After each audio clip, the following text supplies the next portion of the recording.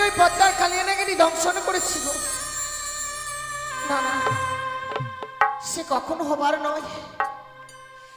এ যে নিশ্চিত্র লোহ বাসর ঘর, এই বাসর ঘরে কখনো সর্প প্রবেশ করতে পারে না। কিন্তু কেন আমি এই স্বপ্ন দেখলাম ঠাকুর? আজ যে স্বপ্ন দেখলাম, এই স্বপ্ন যেন আমার সত্যি না হয়। কিন্তু শিখে দিচ্ছি, যে বাসর ঘরে সুন্দর করে প্রদীপ জ্বালিয়ে রেখেছিলাম, সে প্রদীপ খানা নিভে যেন অন্ধকারে পরিণত হয়েছে। একাকিনী নারী আমি এই বাসর ঘরে কি করে থাকি? স্বামী, ওগো কোথায় আছো তুমি? একটিবার দেখা দাও। আমাদের এই বাসর ঘর যেন অন্ধকারে পরিণত হয়েছে গো, একটিবার দেখা দাও। হ্যাঁ, আমি যেন এই অন্ধকার বাসর ঘরে একা থাকতে পারবো না গো, তুমি একটিবার দেখা দাও প্রভু। না না না, আজ যেন আমার ডাকে আমার স্বামী সাড়া দিচ্ছে না। আমি এই মুহূর্তে এই বাসনের বাতিকে জ্বালাবো। এই বাতিকে জ্বালালে আমি আমার স্বামীকে ঠিক খুঁজে পাবো। জানি অভিমান করে সে লুকিয়ে রয়েছে গো।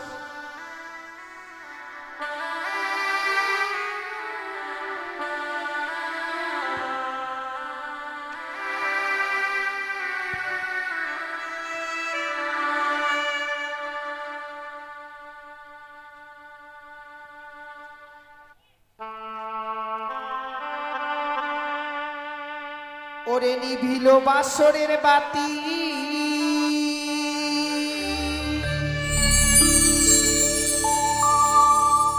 কে নিভায়ে দিল?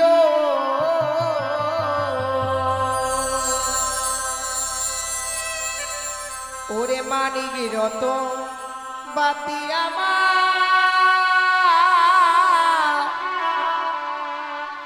কে হরি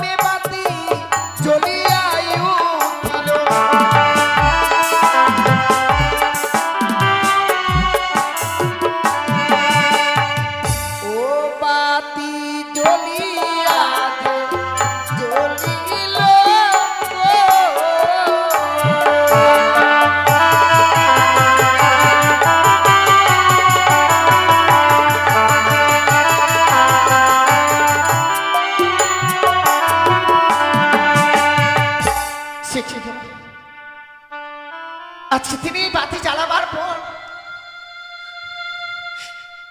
আমি দেখছি আমার স্বামী যেন সেই স্বর্ণ পালঙ্ক ছেড়ে ধুলার মধ্যে পড়ে রয়েছে। ওগো প্রভু, এমনি ভাবে ওই স্বর্ণ পালঙ্ক ছিঁড়ে ধুলার মধ্যে পড়ে রয়েছে কেন? আমি কি তোমার কাছে কোনো ঘুমের ঘরে অপরাধ করেছি?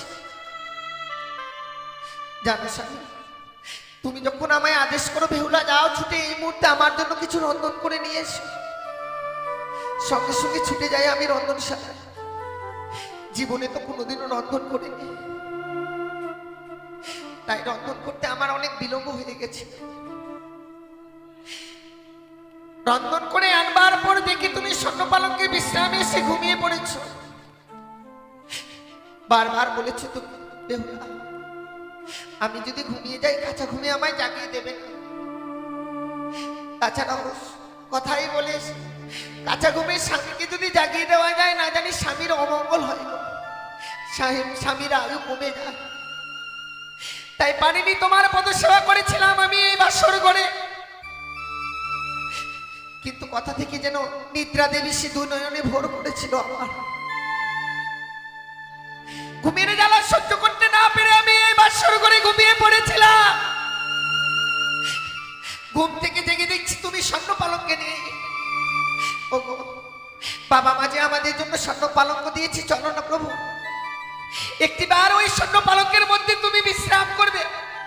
একটিবার উঠো, আমি যে তোমার জন্য রন্ধন করেছি তুমি সেবা নেবে।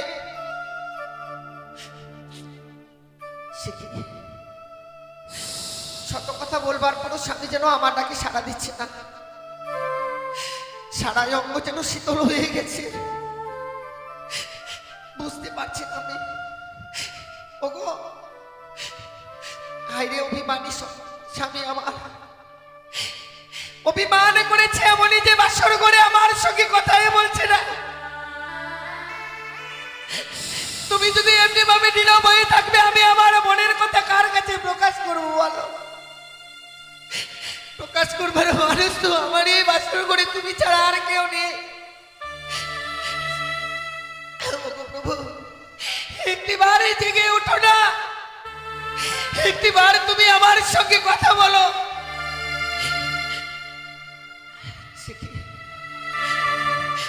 কেন আমার সঙ্গে কথা বলছে না ঠাকুর?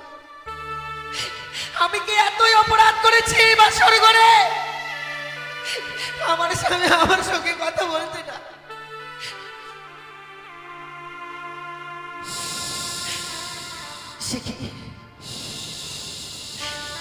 এই বাসর ঘরে আমি সর্পের গর্জনে শুনতে পাচ্ছি, তবে কি সত্যি কোনো সর্প প্রবেশ করেছে এই বাসর ঘরে? কে এই বাসর ঘরে প্রবেশ করেছে? তুমি সর্বমুখে এসে কে তুমি এই বাসর ঘরে? আমি নাগিনী বেহুলা। নাগিনী? নাগিনী তুমি এই বাসর ঘরে প্রবেশ করেছো কেন? তুমি বলতে পারো না এই নিশ্চিত লো বাসর ঘর, এই বাসর ঘরে কেউ কখনো প্রবেশ করতে পারে না। তুমি তুমি এই বাসর ঘরে প্রবেশ করেছো? এই বাসর ঘরে যে প্রবেশ করে আমি বড় অপরাধ করেছি মা। কেন এসব কথা বলছি? আমায় ক্ষমা করো বেহুলা। তুমি এই বাসর ঘরে প্রবেশ করেছো আমার মনে এতটুকু দুঃখ নেই, কিন্তু জানো আমি তো ঘুমিয়ে পড়েছিলাম এই বাসর ঘরে। জেগে উঠবার পর দেখি স্বামী যেন স্বর্ণ পালঙ্ক ছিঁড়ে ধুলার মধ্যে পড়ে রয়েছে। আমার স্বামী কেন কথা বলছে না বলো না? শতবার দেখেছি আমার ডাকে আমার স্বামী সারা দেয়নি গো। কিন্তু তোমার স্বামী তো তোমার সঙ্গে আর কোনোদিনই কথা বলবে না। নাগিনী বেহুলা এমন আঘাত দিয়ে কথা বলতে নেই।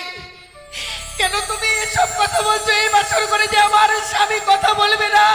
বেহুলা এই বাসর ঘরে আমি যে তোমার স্বামীকে দর্শন করেছি বেহুলা।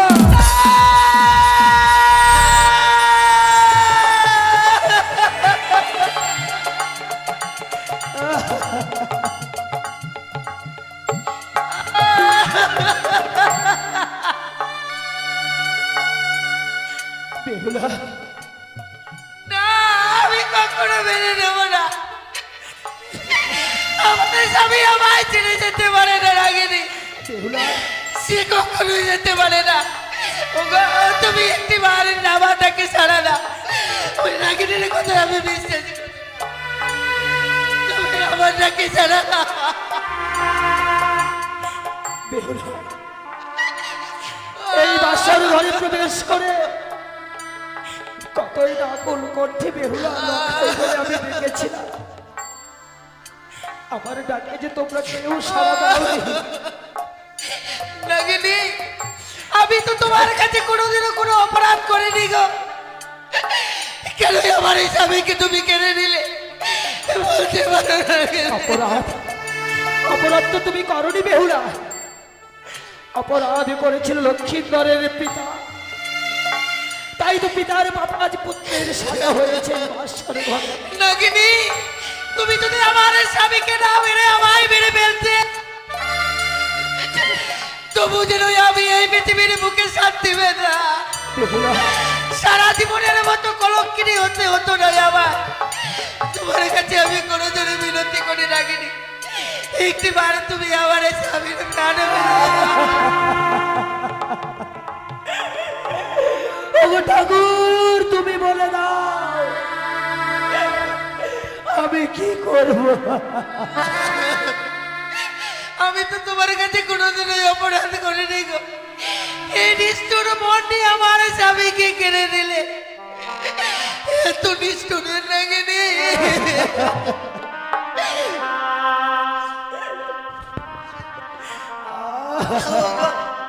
তুমি আমার নাকি ছেড়ে দাও না। ওরে তুই বরণী মিঠুর নাগিনী রে,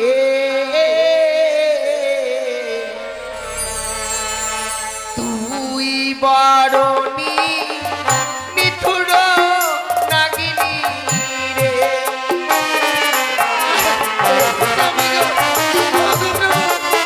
তুমি একটিবার আমাকে ছাড়া দাও না।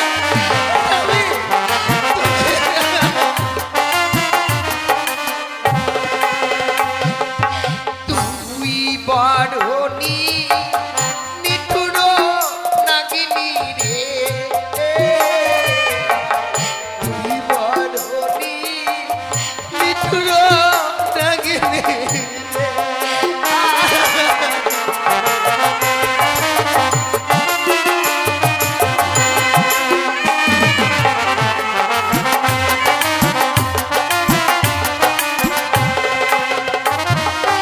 ও নাগিনী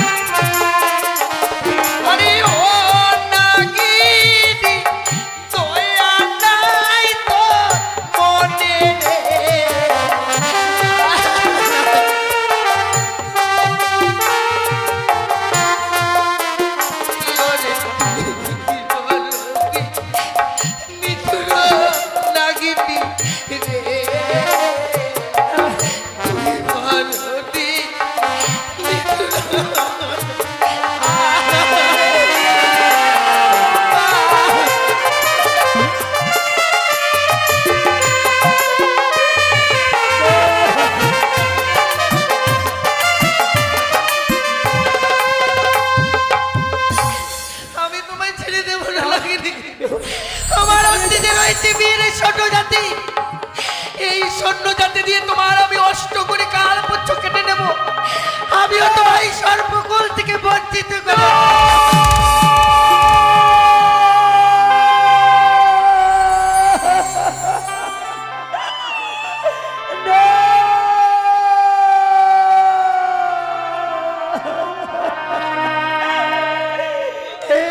কি বেহুলা, তুমি কি করলে আমায়? আমার শেষ পর্যন্ত অষ্টম করে কাল পর্যন্ত বিচ্ছেদন করে দিলে। নাগিনী, আজ আমি আঘাত করেছি বলে প্রাণে বড় কষ্ট পেয়েছো, তাই না? আমায় সারাটা জীবনের মতো কলঙ্কিনী করে দিলে। কোনোদিন তোমার কাছে আমি কোনো অপরাধ করিনি নাগিনী, কোনোদিন কোনো অপরাধ করিনি। তুমি কেনই আমার স্বামীকে কেড়ে নিলে?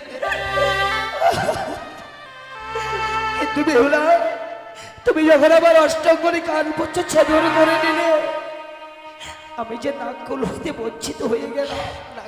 আমি যে নাককুলে আর ঠাই পাবো না, আমি কোথায় গিয়ে ঠাই পাবো বলো? আজ তুই যদিও নিষ্ঠুর হতে পারিস, আমি নিষ্ঠুর নই নাগিনী।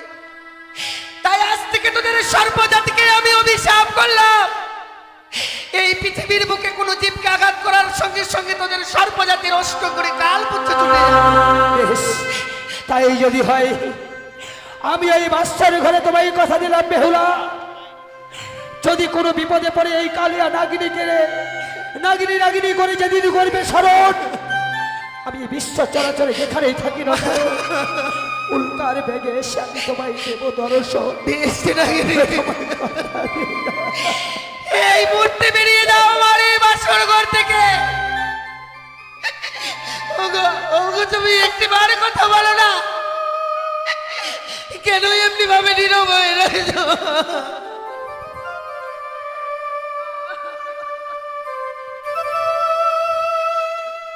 হে ভগবান, আমি তোমার কাছে কি অপরাধ করেছিলাম গো? এমনি ভাবে এই বাসর করে আমার স্বামীকে তুমি আমার কাছ থেকে কেড়ে নিলে।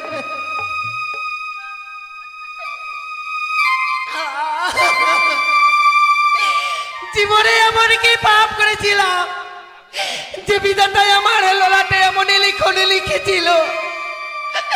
এই বাসর করে আমার বিধবা সাজিয়ে দিল ঠাকুর। ভেঙে গেল গো, ভেঙে গেল আমার এই সকল আশা, ভেঙে গেল মা।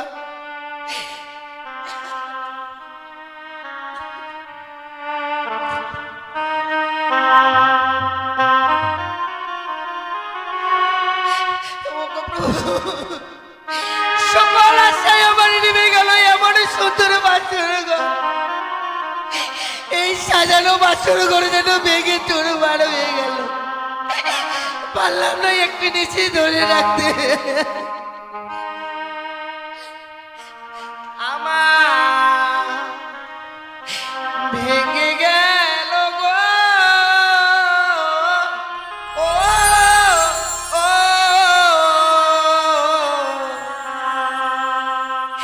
সাজানো ফুলে বাসর ঘর।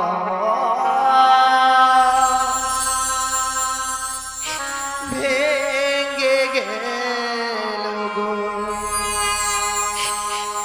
আমার, ভেঙে গেল গো।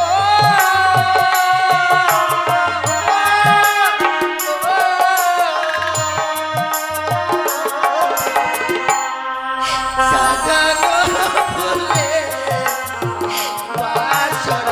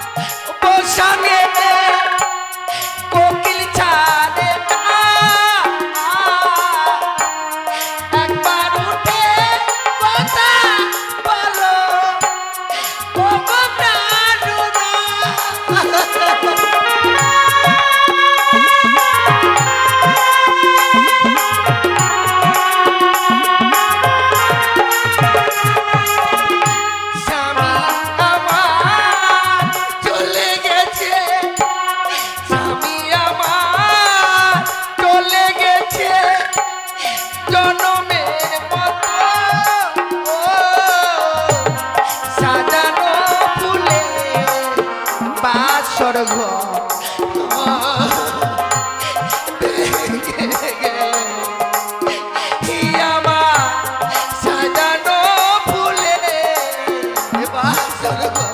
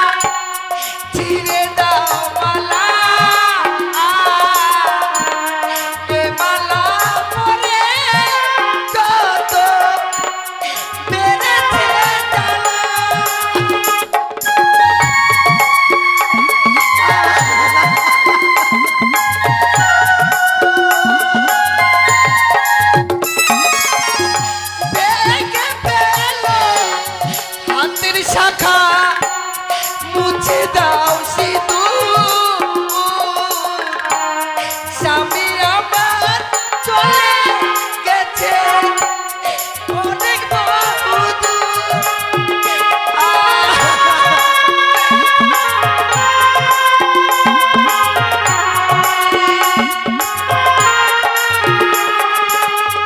স্বামী আমার ছেড়ে গেল, স্বামী আমার ছেড়ে গেল জনমের মতো সাজানো ফুলে বাসর ঘর ভেঙে গেল আমার সাজানো ফুলে বাসর ঘর।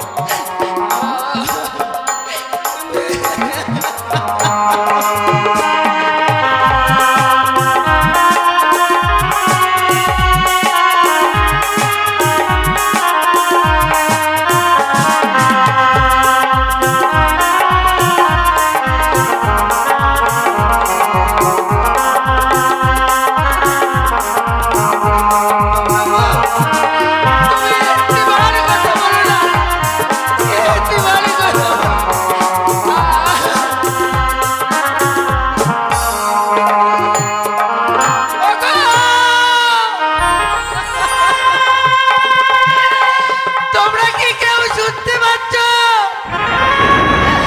একটিবার এই বাসর ঘরে ছুটে আসো, আমার স্বামীকে দিয়ে ওই পদ্মার কালিয়া নাগরি দংশন করেছে। মা! লক্ষই!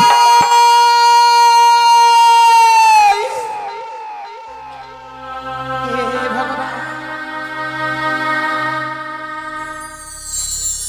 আজ আমি আমার কি স্বপ্ন দেখলাম? কেন অদূর থেকে বললো ওরে সানেকা তুই আর নিচিন্তে ঘুমিয়ে থাকিস নে।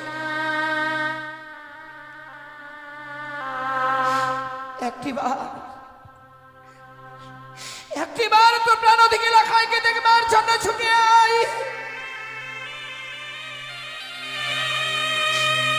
ছুটে আই বাসর ঘরে। ওই বাসর ঘরে, ওই বাসর ঘরে যেন পদ্মার কাল ভুজঙ্গে প্রবেশ করে আমার লাখাইকে দংশন করেছে।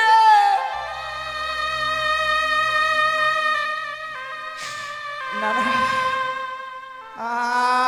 আমি এই স্বপ্ন দেখবার পরও কিভাবে স্থির হয়ে থাকি?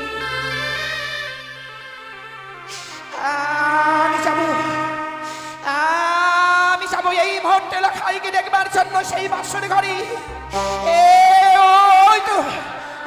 ওই তো যেন আপনি ভাবে লাখাই আমাকে মা মা বলে ডাকে। দাঁড়া লাখাই, দাঁড়া বাবা, আমি এই মুহূর্তে তোর কাছে যাব। লাখাই!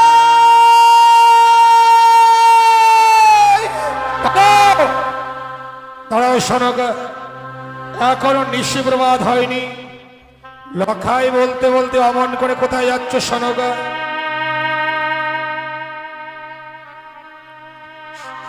ওগো স্বামী, আজ আমি আমার স্বয়ের পক্ষে স্বপ্ন দেখলাম গো। স্বপ্ন? আর স্বপ্ন দেখবার পর লখাই বলতে বলতে অমন করে ছুটে যাচ্ছ, তাই না? জানো সনকা, স্বপ্ন যেমন স্বপ্নের মতো আসে, আমার স্বপ্নের মতো চলে যায়। স্বপ্ন বাস্তবে কোনোদিন সত্য হয় না। বলতো সনকা, এমন কিবা স্বপ্ন দেখবার পর তুমি লখাই লখাই বলে ছুটে যাচ্ছ? ওগো স্বামী, কে যেন দূর থেকে বললো, ওরে সনেকা, তুই আরে নিশ্চিন্তে ঘুমিয়ে থাকিস নে মা। একবার তোর প্রাণ থেকে লখাইকে দেখবার জন্য ছুটি আয় বাসরে ঘরে। ওই বাসর ঘরে, ওই বাসর ঘরে যেন বন্দাল কাল ভোজনে প্রবেশ করে আমার লখাইকে দংশন করেছে গো। সনকা, তুমি এর মধ্যেই ভুলে গেলে। তুমি তো জানো সনকা, স্বয়ং দেবশিল্পী বিশ্বকর্মাকে আনায়ন করে এতালে ভালো সাঁওতালি পর্বতে নির্মাণ করেছিল বাসর ঘর। যে বাসর ঘরটা নির্মাণ করেছি, সর্প প্রবেশ তো দূরেরই কথা, সূত্র প্রবেশের ছিদ্র পর্যন্ত নেই। সে বাসর ঘরে সর্প প্রবেশ করে লক্ষেন্দরকে দংশন করেছে, এ কথা আমায় বিশ্বাস করতে হবে সনকা। বিশ্বাস করো স্বামী,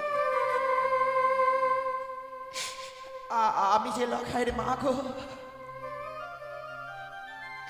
মা হয়ে সন্তানের কুমঙ্গল দেখবার বড় কুরু মা স্থির হয়ে থাকবে তুমি বলতে পারো?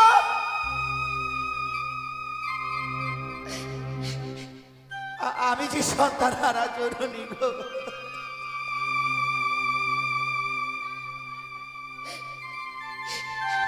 ওগো তোমার পায়ে ধরে বলি স্বামী, আমি তোমার পায়ে ধরে বলি, একটিবার শুধু ওই বাসর ঘরে নিয়ে চলো। সনকা, বৌমাকে আমি কথা দিয়েছি, নিশি প্রবাদ হলে আমি স্বর্ণদোলা নিয়ে যাব।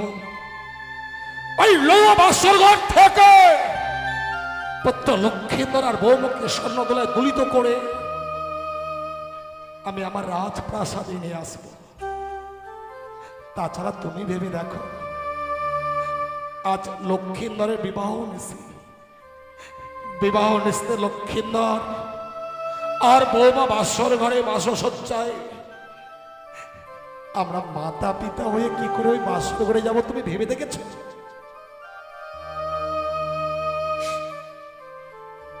আমি তোমাকে কথা দিচ্ছি স্বামী,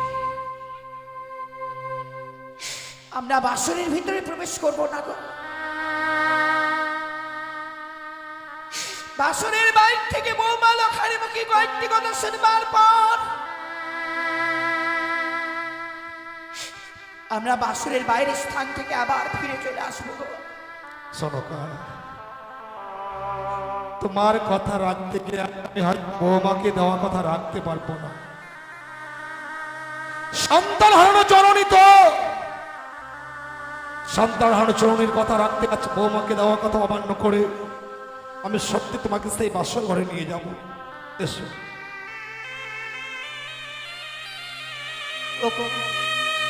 একটিবার উঠে কথা বলো না, নিশি প্রবাদ হতে চলেছে, আর কিছু সময় পরে যে বাবা মারা চলে আসবে। একটিবার যদি এই বাসর ঘরে বাবা মারা আছে, আমি কি কৈফত দেব বলো না? কি করে আমি তোমাকে বাবার হস্তে তুলে নেব? সনকা শোনো, বলতে পারো স্বামী? তুমি বাসরে দেওয়ালে কর্ণপাত করে শোনো। বৌমাকে বলেছিলাম বিবাহ নিশি কাল নিশি, এই কাল নিশিতে বাসর ঘরে ঘুমোতে নেই। তাই বৌমা কি সুন্দর জেগে জেগে লক্ষ্মীনারের সঙ্গে কথা বলছে, শোনো। তুমি ঠিক অনুভব করতে পারছো না স্বামী, বৌমা শুধু ওই বাসনের ভিতরে কথাই বলছে না,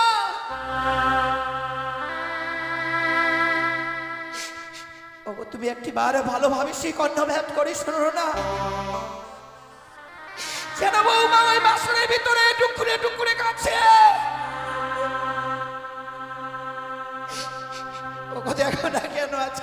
আজকে নিশিতে বৌমা কাঁদবে।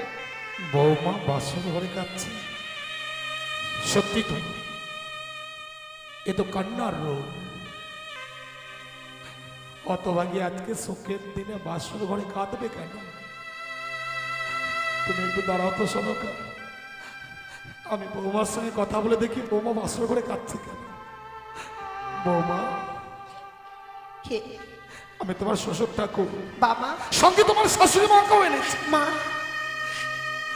আপনারা চলে এসেছেন বাবা? এই আমরা কি শুনছি মা? বাসরের বাইরে দাঁড়িয়ে কি শুনছি? বাসর ঘাট থেকে কান্নার রোল ভেসে আসে। তুমি না আজ বাসর ঘরে কাঁদছো কেন বৌমা? না বাবা, আমি তো এই বাসন ঘরে কাঁদছি না গো। আজ তো আমার কাঁদবার দিন নয়, কেন কাঁদবো এই বাসন? বৌমা, তুমি বাসর ঘরে কাঁদছো অথচ বলছো বাসর ঘরে তুমি কাঁদছো না। তুমি আমার কাছেও মিথ্যে বলছো বৌমা। সনকা, তুমি বুঝিয়ে বলো না কেন বৌমা বাসর ঘরে কাঁদবে? বৌমা, আমরা বড় স্বপ্ন দেখে আজকের এই ভাস্কর ঘরে আমরা এসেছি মা। মা, তোমাদেরকে দেখবো বলে সারাটা নিশি যেন আমি ঝাক্কুন্দ হয়েছিলাম। কখন কোন সময় নিদ্রা দেবী আমার দুই নয়নের পাতা ভারী করে দিল মা। ঠিক সেই সময় যেন কেউ দূর থেকে বললো, অনেক সনেকা তুই আর নিচেতে ঘুমিয়ে থাকিস না। একটিবার তো প্রাণধিক লখাইকে দেখবার জন্য ছুটে আয়। আজ কুমঙ্গলের স্বপ্ন দেখবার পর ছুটে এসেছি মা এই বাসর ঘরে। এসেই দেখছি এই বাসরের ভিতরে তুমি কাঁদছো মা। মা, একটিবার বাসরের দরজা খুলে দাও না মা। না মা, আমি এই বাসর ঘরের দরজাখানা খুলে দিতে পারবো না। ও বোধ মা,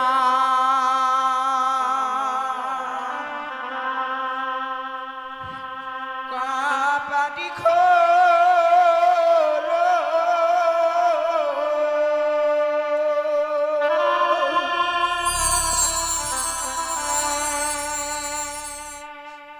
ও রে পরাণে বোধ,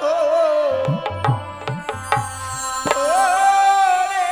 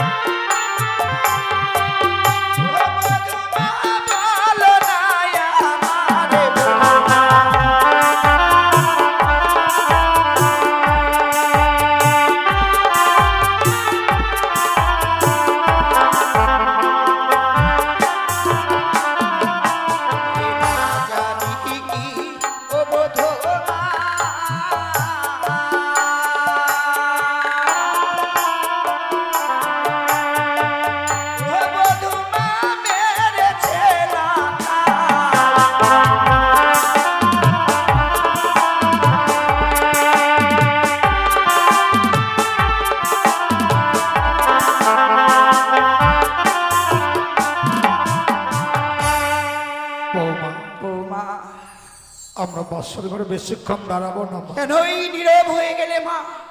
মা, এমন কি হয়েছে আজকের এই বাসর ঘরে এমনি ভাবে তুমি নীরব হয়ে রইলে? মা, সবই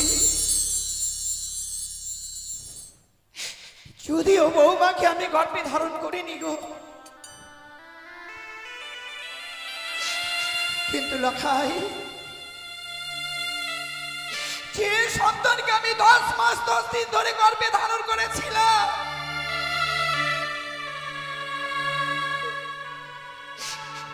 দেখো না গর্ভে ধরে সন্তান আজকের দিনে যেন পর হয়ে গেল গো। সন্তানদের বিয়ে দিলে মনে হয় বাবা মা পর হয়ে যায়। বৌমা, দরজাখানা খুলে দাও তোমা, বাসর ঘরে প্রবেশ করে আমরা লক্ষ্মীর নারীর চাঁদ বদনখানা দর্শন করব। বাবা, সত্যি যদি আমায় এই বাসর ঘরে দরজাখানা খুলে দিতে হয়, বাসর ঘরে প্রবেশ করার পূর্বে আমার সঙ্গে আপনাকে 3 সত্য অঙ্গীকার করতে হবে। বৌমা, তুমি এতই স্বার্থপর বৌমা। এই পৃথিবীর বুকে লখাই ছাড়া আমাদের আপন বলতে আর কে আছে তুমি বলতে পারো? আমাদের যা কিছু আছে সবই তো তোমাদের।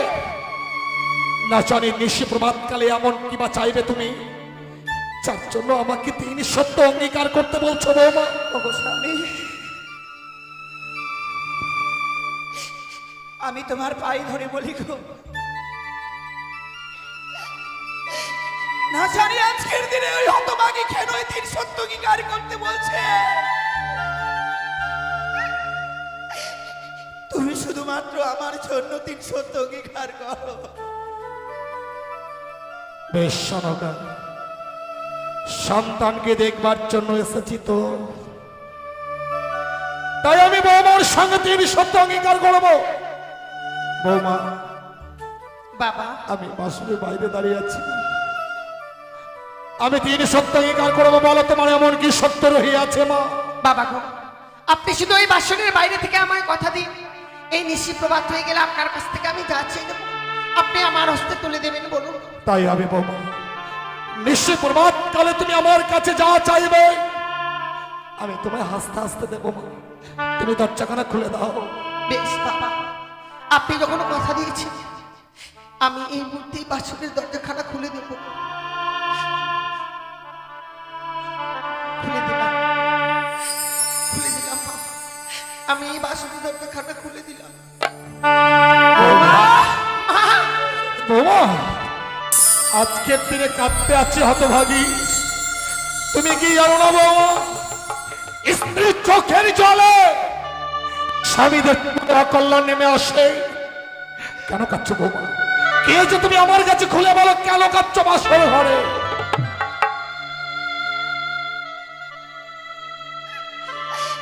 ওগো, তুমি বুঝতে পারছো না,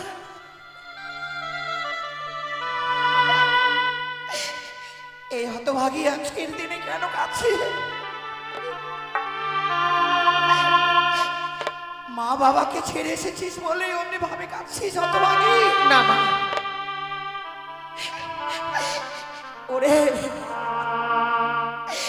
এই যে সব নারীর বিধান মা, কথাই বলে না, দুষ্টু মিষ্টি স্বামী হয় বঞ্চন তব ঘরে, দয়ালু দিন ভাই তব হয়ে যায় পর। নারীদের যখন বিয়ে হয়ে যায়, বাবা মা ভাই বোন তারা আত্মীয় হয়ে যায় রে মা। এই যে যৌতুকের নিয়ম, নারী জীবনে অসহায় পর পুরুষকে আপন করে নিতে হয় মা। মা, আমি সত্যই এসেছি বাবা মাকে ছেড়ে, কিন্তু বাবা মাকে ছেড়ে আসলে আমি তো এখানে এসে বাবা মার অভাব পাইনি। আপনাদের মতো বাবা মা যেখানে রয়েছে সেখানে বাবা মায়ের কি অভাব থাকতে পারে? তাহলে বাসর ঘরে অমন করে কাঁদছো কেন? আজকের এই সুখের নিচে তোমার চোখে জল কেন? বাবা, আমি যে বাবা মাকে ছেড়ে এসেছি, যে মানুষটারা হাত ধরে বাবা মাকে ছেড়ে আসলাম, বাসর করে শত ডাকবার পরও সে মানুষটা আমার ডাকে সাড়া দিচ্ছে না বাবা। কি বলছো? লখাই কথা বলছে না? তোমার স্বামী কথা বলছে না বলে তুমি বাসর ঘরে কাঁদছ? স্বামী ছাড়া তো আমার জীবনে আর কেউ নেই বাবা। জানো মা, লখাই বড় অভিমানী। হয়তো আজকে নিশ্চয়ই অভিমান করেছে। তোমার শাশুড়ি মা এসেছে, লখাইয়ের অভিমান নিশ্চয়ই ভাঙিয়ে দেবে। মা শোনো, তুমি ডাকো ডাকো লক্ষ্মীন্দরকে। ও নাকি বৌমার উপর অভিমান করেছে। আজকের দিন ওকে এমন শিক্ষা দেব ও যাতে কোনোদিন আর বৌমার সঙ্গে অভিমান করতে না পারে। ডাকো লখাইকে, ডাকো। সত্যি বৌমা, লখাই আমার সবার উপর অভিমান করে থাকতে পারে গো। আমার সঙ্গে কখনো অভিমান করে থাকতে পারে না। মা একটু দাঁড়াও, আমি এই মুহূর্তে লখাইকে বলবো, ওরে হতভাগ্য সন্তান আমার, এমনি ভাবে 8 বছরের নাবালিকাকে কেন দুঃখ দিচ্ছি? মা তাহলে চলুন না মা। চুপচাপ চলো তো মা।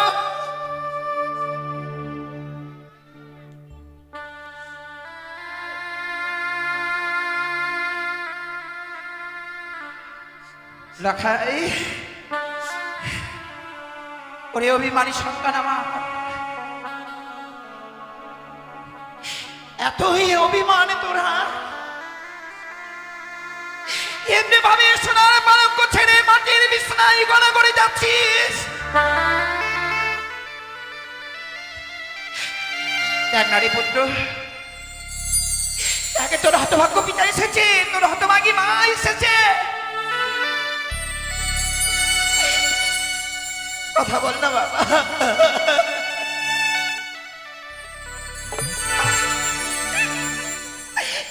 ওরে তোর মুখে মা ডাক শুনবার জন্য আমি কত বাড়ি চেয়ে রয়েছি। তুই একটিবার আমাকে মা মা বলে ডেকে সান্ত্বনা দে না। লখাই, এই কথা বলছিস না কেন? কথা বল না। একেবারে তুই আমাকে মা। কি হলো শোনো, তুমিও মায়ের সন্তানের মান ভাঙাতে পারলে না? লখাই যেন আমার সঙ্গেও কথা বলছে না গো। বলবে না, তোমার সঙ্গেও লখাই কথা বলবে না। কারণ লক্ষ্মীন্দরকে আমি বাসর ঘরে রেখে গিয়েছিলাম, তাই লক্ষ্মীন্দর আমার উপর অভিমান করেছে। তুমি দেখো, আমি ডাকলে লক্ষ্মীন্দর নিশ্চয়ই সাড়া দেবে। লখাই, লখাই, আরে কথা বল। কি আমি কি দেখছি বৌমা? লক্ষ্মীন্দরের সোনার বর্ণাঙ্গাজ মলিন হয়ে গেছে, তার বাদন দিয়ে গরল হয়ে যাচ্ছে, সর্বাঙ্গ শীতল হয়ে গেছে। কেন বৌমা? মা বাবা, কি হয়েছে বৌমা? আপনি আমায় ক্ষমা করবেন বাবা। কিন্তু কেন কেন আজকের দিনে ক্ষমা চাইছো? হতভাগী, আমার স্বামীকে শত ডাকলেও সে তাকে আর সাড়া দিচ্ছে না। ও সারা যাবে না? কেন বৌমা? কেন কথা বলবি না আমার লখাই? কি করে সে কথা বলবে গো? আমার স্বামীকে যে ওই পদ্মার কালে নাগরি দংশন করেছে।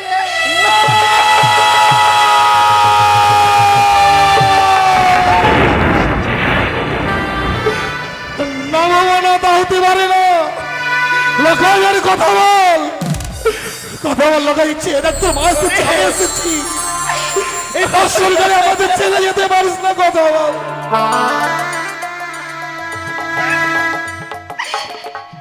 আরে নেই গো স্বামী, আর নেই।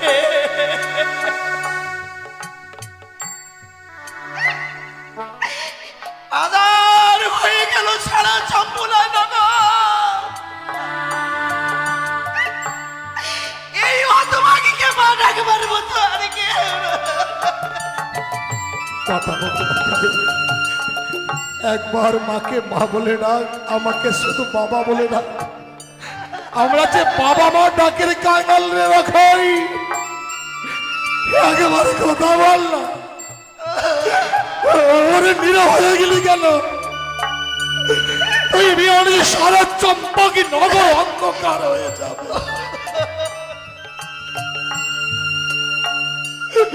কথা বল, কথা।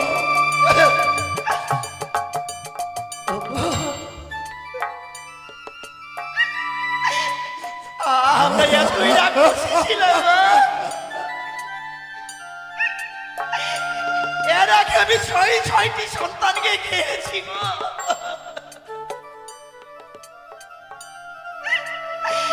ভগবান যে কৃপা করে আমাকে একটি সন্তান দিল, আমার এই সন্তানকেও আমি খেয়ে ফেললাম।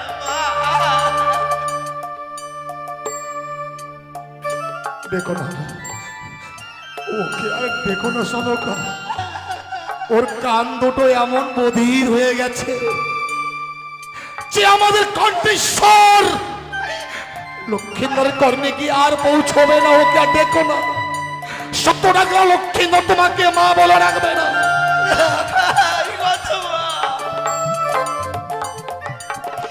একবার তুই আমাকে মা বলে না।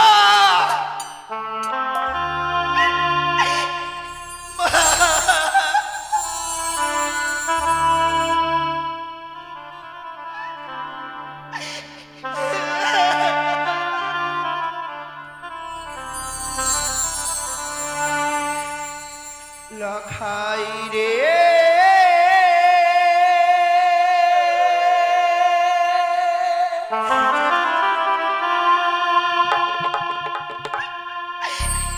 লখাই রে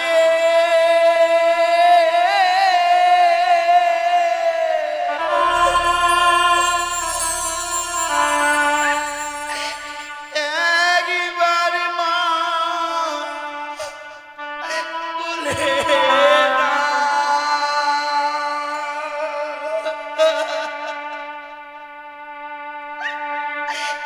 লখাই রে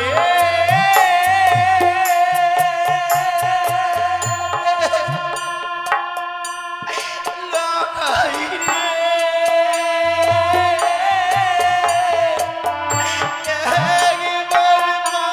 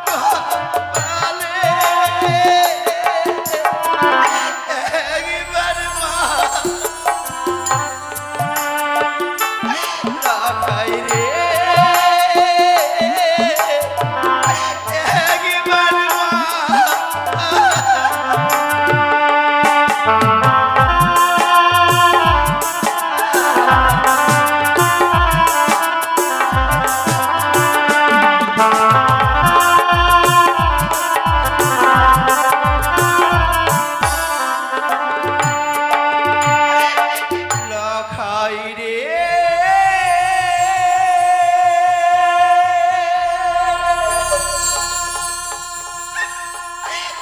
লখাই রে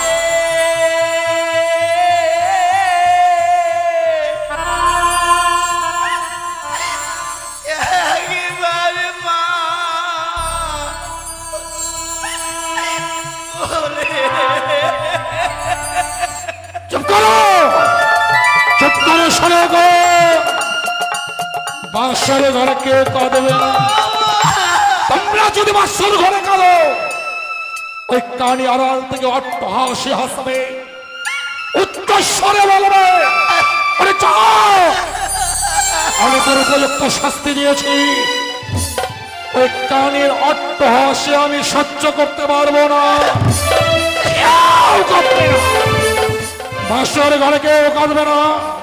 তোমরা সবাই আমার সঙ্গে নাচো, আনন্দ করো, নাও, কেউ চোখের জল ফেলো না। ও ভালো নাচে রে বানিয়া চাপি সদাগর ভালো, ও ভালো নাচে রে বানিয়া চাপি সদাগর ভালো। নাচো ভালো, সবাই আনন্দ করো। তোমার ভালোই হলো, মিটলো যে জঞ্জাল।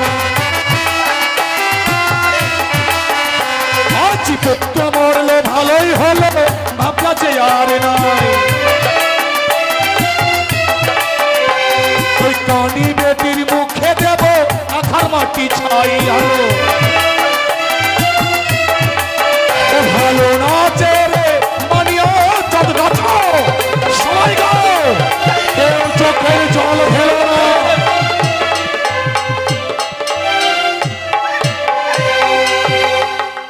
তুমি এত পাষাণ, তুমি এত পাষাণ।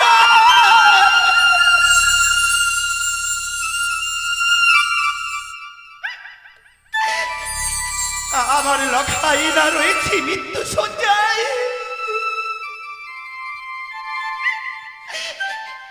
আর তুমি নাচছো আর গাইছো। শোনো গো, চুপ করো, চুপ করো, বাসর ঘরে কাঁদবে না। আমি কান্না সহ্য করতে পারি না। ওগো কই, আমি যে তোমার মতন পাষাণ হতে পারছি না গো। আমি কি তোমার মতন নাচতে পারছি না। ওগো তুমি একটিবার আমাকে নাচ শিখিয়ে দাও, আমিও তোমার সঙ্গে নাচবো।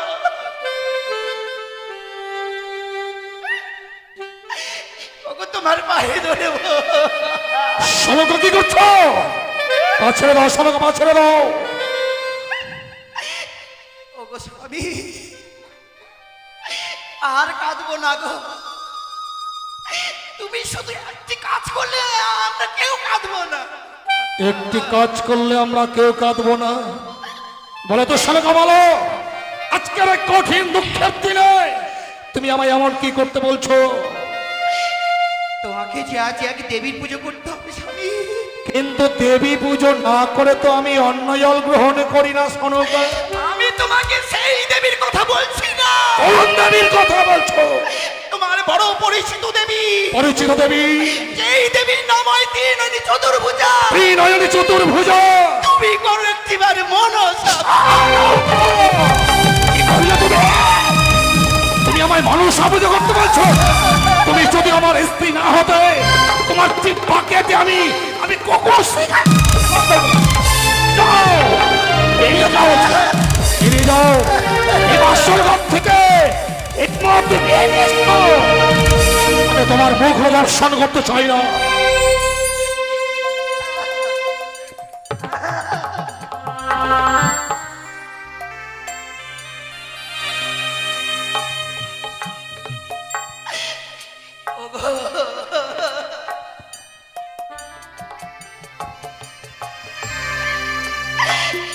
আমি কি এতই অপরাধী? শোনো গো, আমি কোন পাষাণকে নিয়ে আমি ঘর করছি বাবা?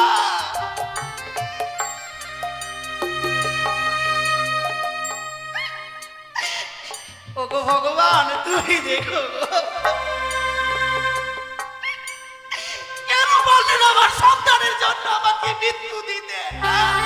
শালুকা বিলম্ব করতে গেল।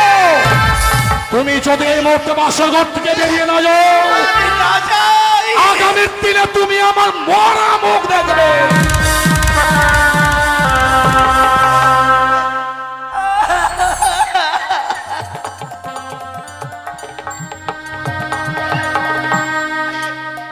ও গো স্বামী, বলো না গো।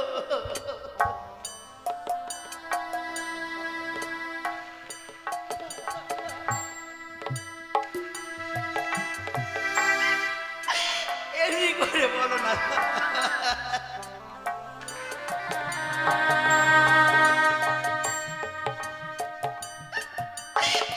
জানো স্বামী, এই জগতে যত নারী রয়েছে মঙ্গল কামনা কর মাত্র স্বামীর জন্য গো। নারীরাই স্বামীর মৃত্যু মুখ দর্শন করতে চাই না। আমিও তা পাবো না গো, আমি পাবো না।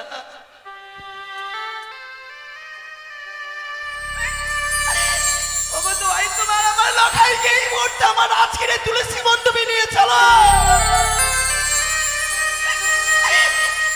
আমার লখাইকে আমি শেষ সাজাটা সাজিয়ে দেব। সাজাটা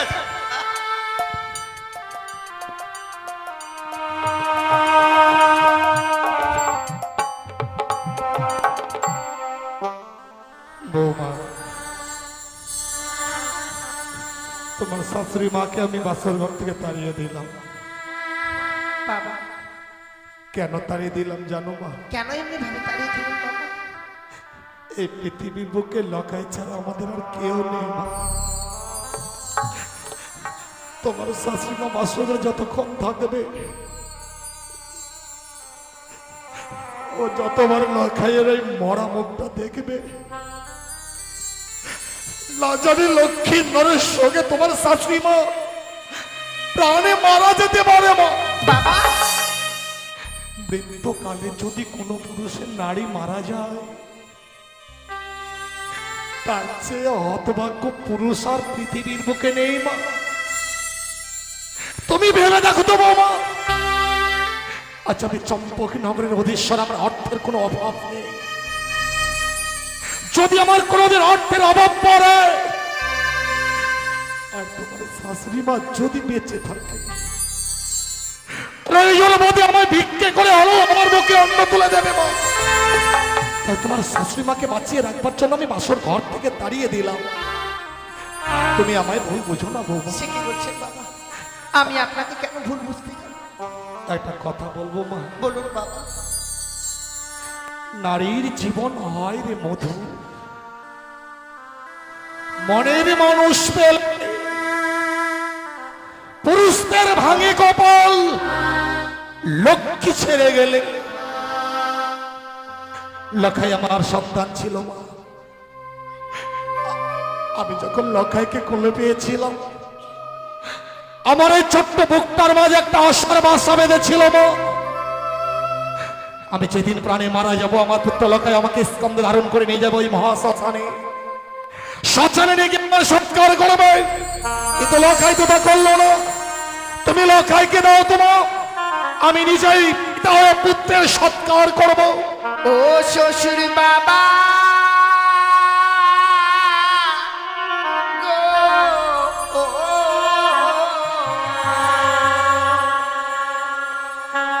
আমার স্বামীকে না পুরা বেনা গুনে।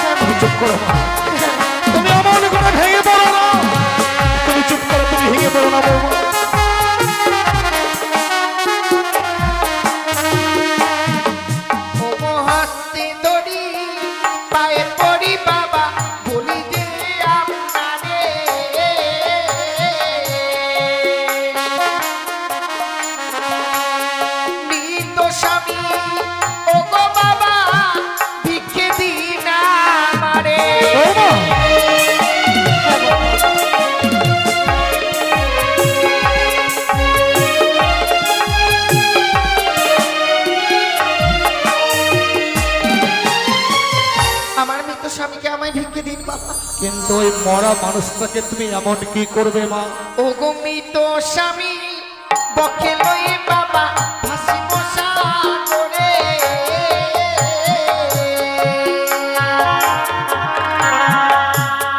ভাসিতে ভাসিতে বাবা যাব দেব মুড়ে। যাবো না, ও কথা বলো না।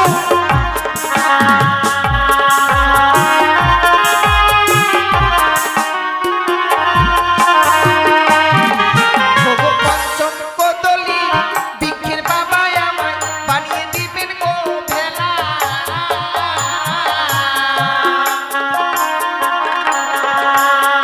ও মেরার সাগরে বাবা ভাসিব একলা।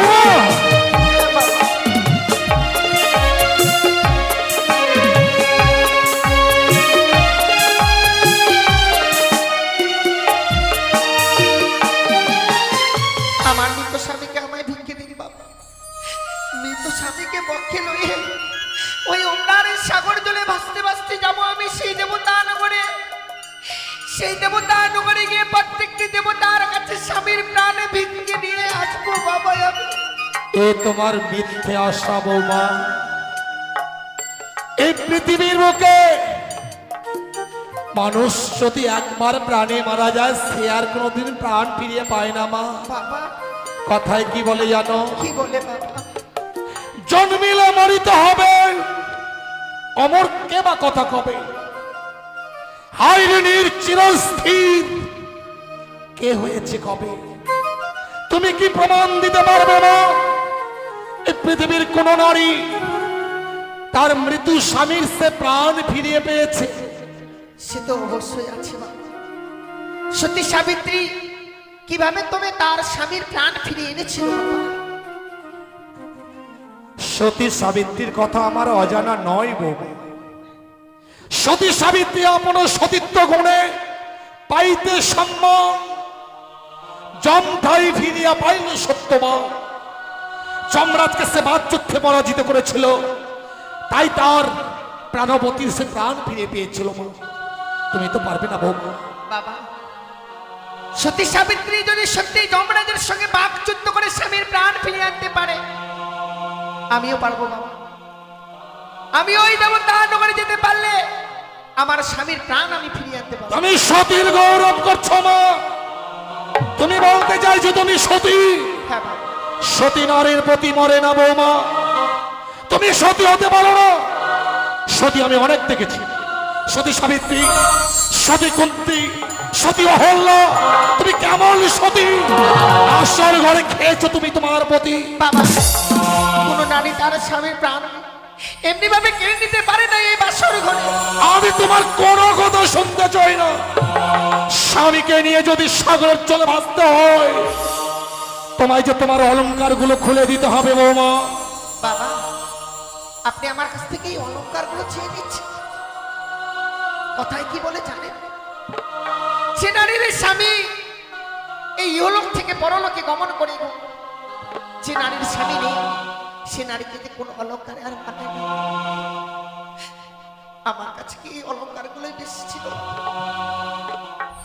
আপনি যখন চেয়ে নিতে পেরেছেন আমি ওই এক এক করে সমস্ত অলংকার আপনাকে আমি খুলে দেবো। কি বলছো তুমি?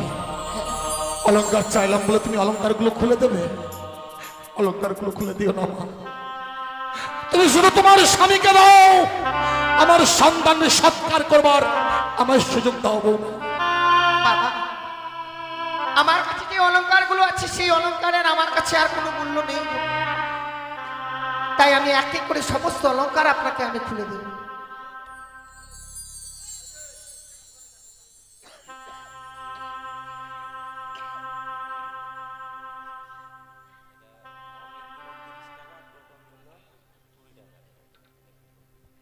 অমিত বাবু আর টোটন বাবু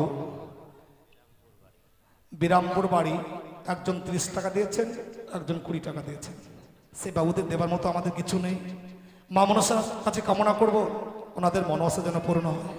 বৌমা তুমি যখন অলংকারগুলো পরিধান করে লক্ষ্মীর ধরে পার্শ্বে বসেছিলে তোমায় লক্ষ্মী প্রতিমার মতো লেগেছিল মা। আর তুমি যদি অলংকারগুলো খুলে দাও তাহলে যে তুমি পাগলিনীর মতো লাগবে মা। তুমি অলংকার দিও না, তুমি শুধু তোমার স্বামীকে আমায় দাও। ওই আমার মস্তকে সিটি পাটি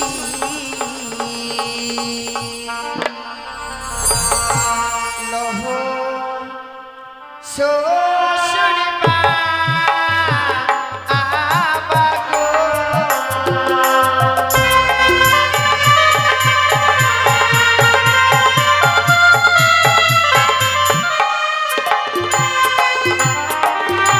ওই আমার মস্তকের সিটি পাটি লহ শ্বশুর মা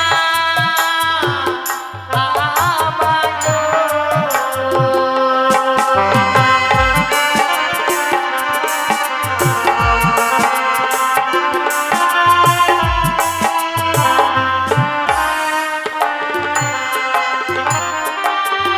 ওই ও কি বাবা গো,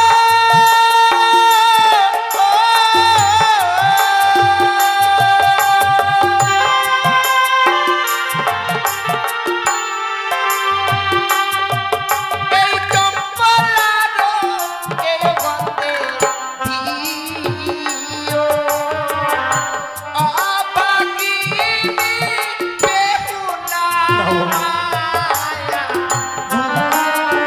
তুমি অলংকার দিও না।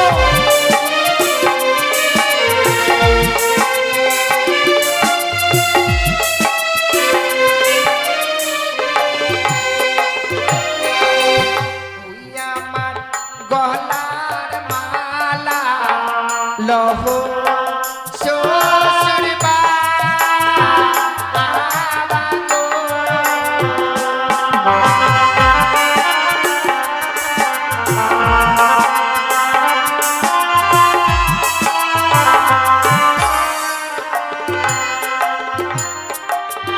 ওই ও কি বাবা গো,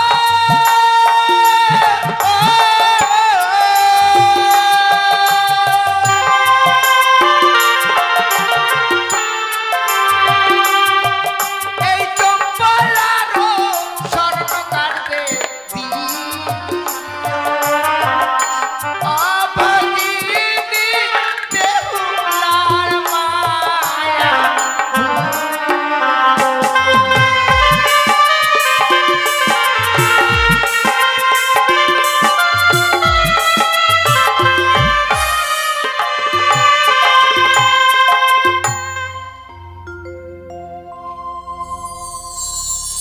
বাবা, আপনি যে আমার কাছ থেকে অলংকারগুলো চেয়ে নিয়েছিলেন,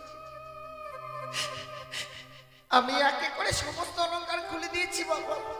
অলংকার গুলো চাইলাম বলে অলংকার গুলো খুলে দিলে মা। আমি তো তোমার স্বামীকেও তোমার কাছ থেকে চেয়েছি, তুমি তো তোমার স্বামীকে দিলে না মা। অলংকার গুলো তুমি পরিয়ে নাও, তোমার স্বামীকে শুধু দাও। আমি বিদায় সন্তানকে সৎকার করবো, এই সুযোগটুকু আমার দাও বৌমা। স্বামীহারা নারী যে আর কোনো অলংকারে মানায় না বাবা। আমার যে আমার কাছে স্বামী নেই, তাই এই অলংকারের মূল্য আমার কাছে আর নেই। কিন্তু বহুমূল্য অলংকারটা যে তোমার কাছে এখনো রয়ে গেছে মা। সে কি বলছেন বাবা? বুঝতে পারছো না তাই না? না বাবা। তুমি বুঝতে পারছো না তাই না? তুমি যে লাল রঙের অগ্নিবস্ত্র শাড়িখানা পরিধান করে আছো, তোমায় যে সেই শাড়িখানা খুলে দিতে হবে। বাবা, সে কি বলছেন বাবা? আমি যে এই অগ্নিপথের শাড়িটা পরিধান করে রয়েছি, শাড়ি আমার পরিত্যাগ করে দিতে হবে। কেন বাবা? আপনি কেন আমার কাছ থেকে এই শাড়ি চেয়ে নিচ্ছেন? ওই শাড়িটা কেন চেয়ে রেখে জানো মা? তুমি সামান্য ৮ বছরের নাবালিকা, তুমি যে স্বামীর চরণে মতি রেখেছ, তোমার স্বামী ভক্তির কাছে আজ আমি পরাজিত বৌমা। তুমি তোমার স্বামীকে নিয়ে ভগবান দর্শনে অগ্রসর হবে। ওই লাল রঙের শাড়িটা তোমার কাছে যতক্ষণ থাকবে মা, তোমার কাছে লোভ কাম মোহ বিরাজ করবে। আর ওই লোভ কাম মোহ যতক্ষণ তোমার কাছে বিরাজ করবে, তুমি শত চেষ্টা করলেও ভগবান দর্শন করতে পারবে না। ভগবান দর্শন করতে গেলে যে এক মন এক চিন্তায় করতে হয় মা। ওই লাল রংটা হচ্ছে লালসার প্রতীক, তাই লাল রংটা ছুঁড়ে ফেলে দিয়ে আজকের দিনে তোমায় এই সাদার রঙের বিধবার থান পরিধান করতে হবে মা। বাবা সাদা রংটা যে হচ্ছে শান্তির প্রতীক, যদি সাদা রঙের থান পরিধান করে তুমি অগ্রসর হতে পারো, নিশ্চয়ই তোমার মনোবাসনা পূর্ণ হবে। আপনি ঠিকই বলেছেন বাবা। তাছাড়া যে অগ্নিপথের শাড়ি পরিধান করে আছি বাবা, এই শাড়ি পরিধান করে পরে থাকবার মতো কপাল করে এই পৃথিবীর বুকে আমি জন্ম নেইনি। যার জন্য এই বাসর করে আমায় এই অগ্নিপথের শাড়িকে পরিত্যাগ করে দিতে। আপনি তো আমার শ্বশুর ঠাকুর, শাড়ি যে হচ্ছে আমাদের লজ্জা ঢাকার আবরণ গো। বাবা আপনি একটু বই বই দাঁড়াবেন, আপনার হস্তে আমি এই অগ্নিপথের শাড়িখানা তুলে দেব গো। তুমি শাড়িখানাও খুলে দিতে পারবে মা? ভেবেছিলাম শাড়িখানা চাইলে তুমি আমার কাছ থেকে যেতে পারবে না। ওই লাল রঙের শাড়িটা পরে তুমি তোমার লজ্জা নিবারণ করছো। স্বামীকে নিয়ে যাবার পূর্বে তুমি ওই লাল রঙের শাড়িখানাও খুলে দিতে পারবে? দেব বাবা। তা করো না বাবা, তুমি তা করো না। আপনি তুমি শুধু আমার চম্পাকে নগরে থাকবে। দয়া করে প্রয়োজন বলে আমি তোমার ছোট একটা মন্দির নির্মাণ করবো, বাবা। সেই মন্দিরে তোমায় প্রতিষ্ঠান করবো মা। তুমি শুধু দুবেলা আমার বাবা বলে রেখে তুমি আমার দয়া করে আপনি শুধু বই মুখ হয়ে দাঁড়ান। হ্যাঁ আমি আমার কাছে এই অগ্নিপথের শাড়ি আর রাখবো না। ওগো করুন আমার ঈশ্বর, আমি কি করবো তুমি বলে দাও।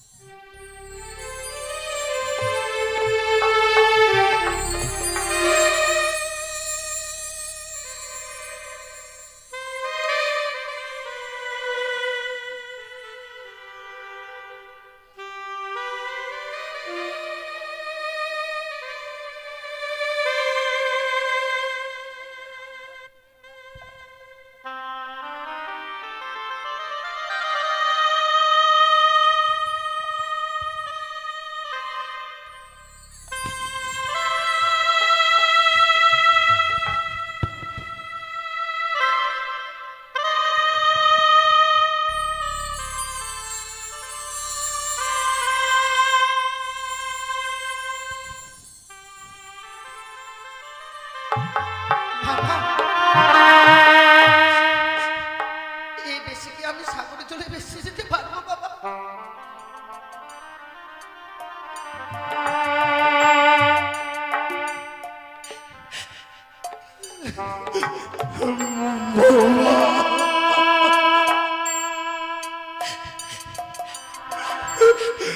ভগবানকে আমার এই দৃশ্য দেখবার জন্য বাঁচি।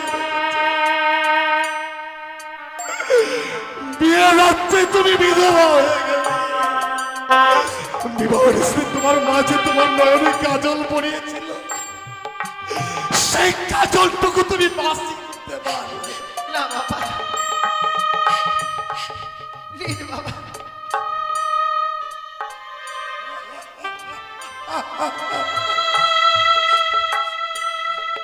বাবা আজ আমি তোমার কাছে সত্যি পরাজিত। নারীরা যে এত ত্যাগ করতে পারে আমার জানা ছিল না। তোমার মতো যদি জগতের প্রতিটি নারী হতো, না জানিয়ে জগৎটা আরো কত সুন্দর হয়ে যেত মা।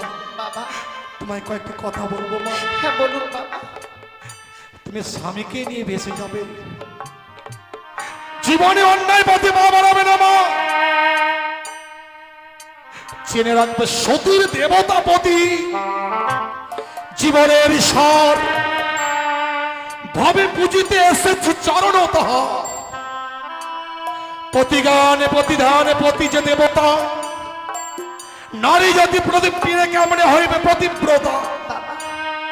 দুষ্ট মিষ্টি স্বামী হয় তবু বঞ্চিন ঘর, দয়াল অধীন ভাই তব হয়ে যায় পর। মা, ইহ জগতে যদি তুমি তোমার স্বামী সেবা করতে পারো, হ্যাঁ বাবা, তাহলে তুমি জগৎ স্বামীকে লাভ করবে মা। আমি একটি কথা বলবো মা, বলুন। তুমি ভয়ঙ্কর সাগরের জলে ভাসবে, বলে দেবো মা। সাগরের জলে ভাসতে গেলে কিছু না কিছু তোমায় অবলম্বন করতে হবে, এমনকি অবলম্বন করে তুমি ওই সাগরের জলে ভাসবে মা। আপনাকে তো আমি পূর্বেই বলেছি বাবা, আপনি আমায় পঞ্চম কদমী বৃক্ষের মান্দা যার সোনার মন্দির তৈরি করে দেবেন, আর যাকে অবলম্বন করে আমি এই সাগরের জলে ভেসে যাব। সাগরের জলে ভাসা তোমার হলো না বৌমা, কদলীর বৃক্ষ আমি তোমায় দিতে পারবো না। প্রয়োজন বলে তুমি আমার কাছে অন্য কিছু চেয়ে নাও বাবা, কিন্তু তাছাড়া তো আমি এই সাগরের জলে ভেসে যেতে পারবো না। কিন্তু আমি যে কদলের বৃক্ষ তোমায় দিতে পারবো না। কিন্তু কেন, কেন আপনি দিতে পারবেন না বাবা? তুমি জানো না বৌমা, দক্ষিণ বাটনে চত্বরডিঙ্গা নিয়ে যাত্রা করেছিলাম। দক্ষিণ বাটন হইতে যখন আমি চত্বরডিঙ্গা ধনরত্নে পরিপূর্ণ ফিরে আসি, ভয়ঙ্কর কালীরহের চলে আমার চত্বরডিঙ্গা অতল তলে তলিয়ে যায় মা। সেদিন আমি আমার প্রাণ বাঁচাতে উচ্চস্বরে চিৎকার করেছিলাম, ওগো কে কোথায় আছো তোমরা, আমাকে এই কালীরহের জল থেকে রক্ষা করো। এই কঠিন পৃথিবীর মানুষ আমাকে বাঁচাবার জন্য কেউ এগিয়ে আসেনি। সেই দিন একটি কদলের বৃক্ষ আমার প্রাণ রক্ষা করেছে। তাই তো লক্ষ্মীন্দরের চেয়ে আমার কাছে কদলের বৃক্ষের মূল্য যে অনেক বেশি মা। বাবা, তবে কি আমি এই কদলী বৃক্ষের মাথা পাবো না? হবে, যদি তুমি চক্র কদলের বৃক্ষের মূল্য দিতে পারো, তবে আমি তোমায় কদলের বৃক্ষ দেব মা। মূল্য ছাড়া আমি মূল্যহীন কদলের বৃক্ষ তোমায় দিতে পারবো না। বাবা, আপনাকে তো কিছু সময় আমায় ভিক্ষে দিতে হবে, আমার কাছে তো দেবার মতো কদলী বৃক্ষের মূল্য নেই। তুমি আমার কাছে সময় চাইছো মা? হ্যাঁ বাবা, বেশ, সেখান থেকেই হোক না কেন, আমি ওই কদলী বৃক্ষের মূল্য এনে আপনার হস্তে তুলে দেবো, তবেই আমি স্বামীকে নিয়ে সাগরে জলে ভেসে যাবো। আমি তোমাকে সময় দিলাম মা, যত সময়ের মধ্যেই তুমি কদলের বৃক্ষ মূল্য এনে আমায় দেবে। হে ঠাকুর, জানি না আজ আমি কোথায় পাবো এই কদলী বৃক্ষের মূল্য। না, আমি আর বিলম্ব করবো না। যদি এমনি ভাবে বিলম্ব করি হয়তো আমি আমার স্বামীর প্রাণ ফিরে পাবো না। তাই ছুটে যাবো চম্পলানগরে। সারাটি চম্পলানগরে আমি সকলের কাছে একটি করে পয়সা ভিক্ষে নিয়ে আমার স্বামীর প্রাণ আমি ফিরিয়ে নিয়ে আসবো। ওগো চম্পলানগরের বাবা মায়েরা, এই হতভাগী আজ বড় দুঃখিনী গো, স্বামীর জন্য ভিক্ষের জন্য এসেছে, শুধু একটি করে পয়সা ভিক্ষে দাও গো মায়েরা। ওগো বাবারা, এই হতভাগীকে একটি করে পয়সা ভিক্ষে দাও। এই ভিক্ষের বিনিময়ে যদি এই হতভাগী স্বামীর প্রাণটুকু ফিরে পায় গো। কোথায় কি বলে মা, আমি আমার স্বামীকে হারিয়েছি, আমি যে বিধবা সেরেছি তা তো নয় মা। একদিন সকলকেই তো এই পৃথিবী ছেড়েই চলে যেতে হবে। তাই আজ আমার এই বিপদের দিনে আমায় একটি করে পয়সা ভিক্ষে দিই। আমায় একটি পয়সা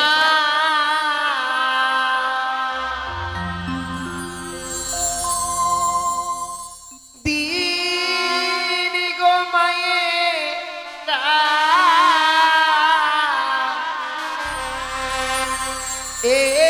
একটি পয়সা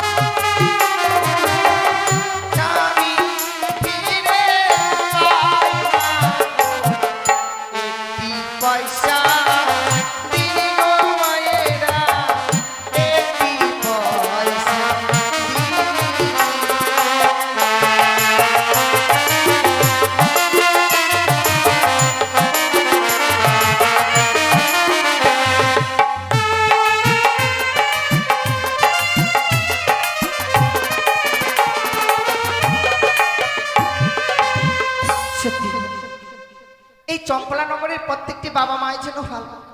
আমি এই বিপদের দিনে ভিক্ষে করবার জন্য গেছি, সকলে যেন আমায় একটি করে পয়সা ভিক্ষে দিয়ে।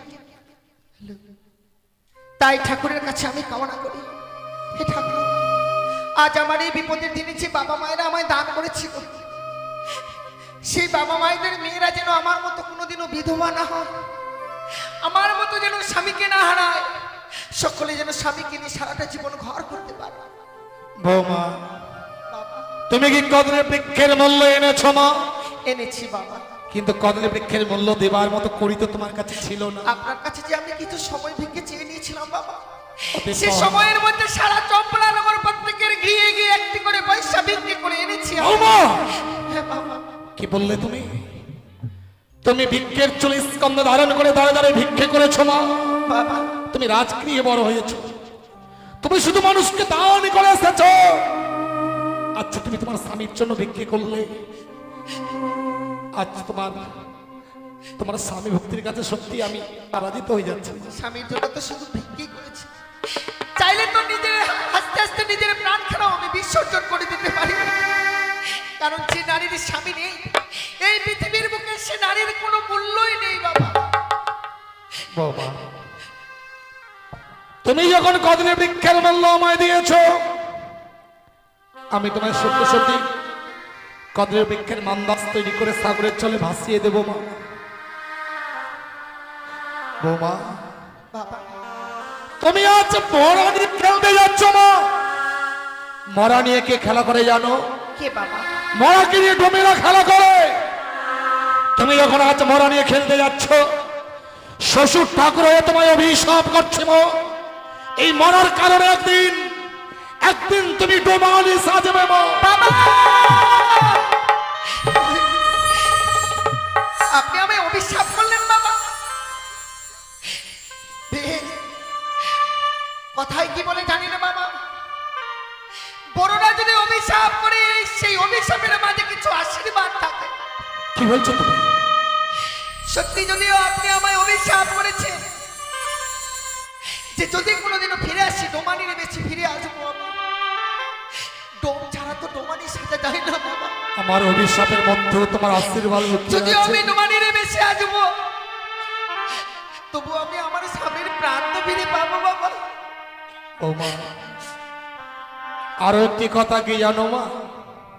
তুমি যে তোমার স্বামীকে নিয়ে সাগরের জলে ভাসবে, তুমি তোমার স্বামীর প্রাণ দান দেবে, আমি তা কি করে বুঝবো মা? বাবা, আমি কিছু প্রমাণ দিয়ে যাব আপনাকে। যেদিন বেরোবে সেদ্ধ ধানের অঙ্কুর, আপনি মনে ভাববেন যে স্বামীকে নিয়ে আমি পৌঁছে গেছি সেই দেবপুর। যাবার সময় এই বাসনের কপাটখানা লাগিয়ে দিচ্ছি বাবা। যেই দিন নিজে থেকে খুলে যাবে এই বাসনের কপাট, সেদিন স্বামীর প্রাণ ফিরে নিয়ে আসবো আমাদের এই গুতরিয়ার ঘাট। এই সত্যের প্রমাণটুকু আমি দিয়ে গেলাম। বৌমা, তাই হবে মা। যে প্রমাণগুলো তুমি দিয়ে গেলে, সেই প্রমাণগুলো আমি প্রত্যহ দর্শন করব মা। কিন্তু জানো মা, বাবা, তোমার কদলি বৃক্ষের মাঝখানে আমি সিঙ্গল বেঁধে রাখবো বাবা, আর তা রেখেছি মা। সিঙ্গল ছিঁড়ে যদি টুকরো টুকরো করতে পারো, যদি মৃত্যু স্বামীকে বাক্যে ধারণ করে কদলের বৃক্ষের মান্দাস দিয়ে উজানের দিকে ধাবিত হতে পারো, তবেই জানবো তুমি তোমার স্বামী প্রাণ ফিরিয়ে পাবে। বেশ বাবা।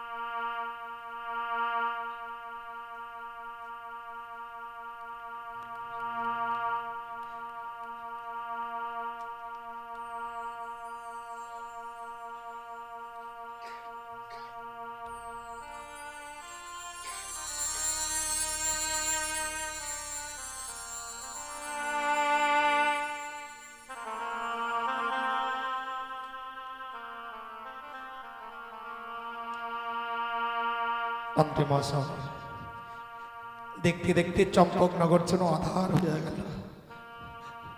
আপনার দাদু ভাই লক্ষ্মীধরকে এই মুহূর্তে বোমার হস্তে তুলে দিতে হবে মন্ত্রী মহাশয়। কত সবচেয়ে লক্ষ্মীধরকে আমি রাস্তায় বসিয়ে দিয়ে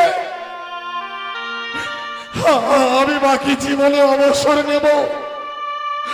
আজ সে আশা যেন ভেঙে চূর্ণ বিচূর্ণ হয়ে গেল। চলুন মন্ত্রী মহাশয়, চলুন আমরা এই মুহূর্তে লক্ষ্মীধরকে বোমার হস্তে তুলে দিই।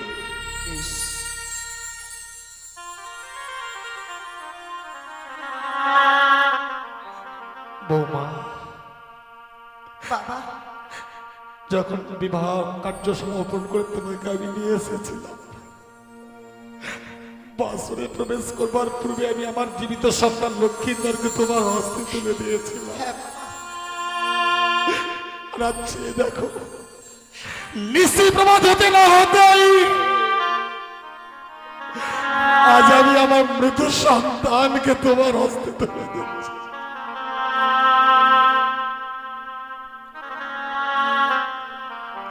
বোমা, আমি কি দেখছিলাম সিঙ্গল টুকটুক হলো, তোমার বেলা উচ্চের দিকে দাবি যাচ্ছে, তুমি চেয়ে না বৌমা।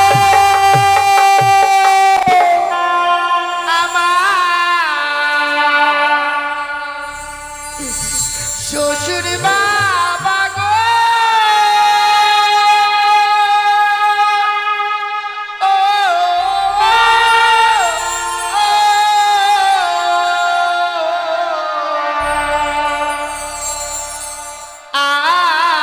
আমি চলে ভেসে যাই,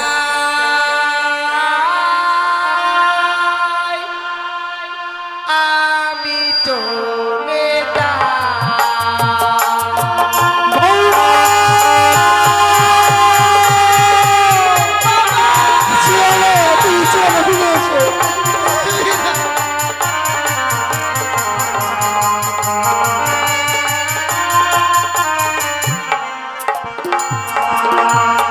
বাবা পরে রইল জমি বাড়ি, সাগর জলে দিলাম পানি। চেয়েও না, চেয়েও না, চেয়েও না।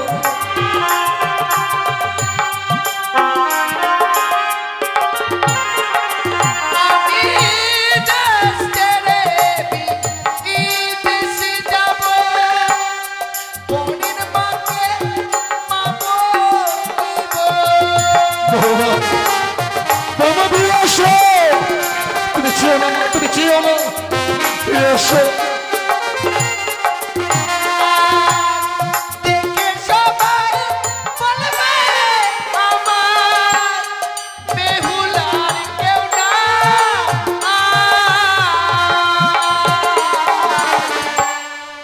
আমি চলে যাই, ভেসে যাই, আমি চলে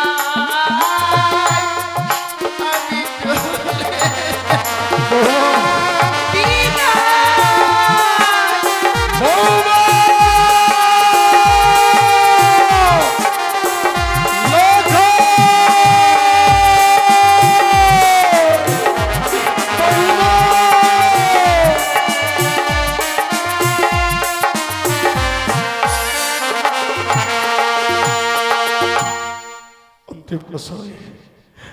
বৌমা যেন কাঁদতে কাঁদ আজ এই সাগরের জলে ভাসতে ভাসতে ওজনের দিকে ধাবিত হয়েছে। ওগো, ওগো করুণাময় ঈশ্বর, যে আশা নিয়ে বৌমা সাগরের জলে ভেসেছে, বৌমার মনো আশা তুমি পূর্ণ করো ঠাকুর। বৌমা যেন তার মলয় শঙ্খ শ্রীমন্তের সিঁদুর আবার ফিরিয়ে পায়, সে যেন তার মলয় শঙ্খ শ্রীমন্তের সিঁদুর আবার ফিরিয়ে পায়।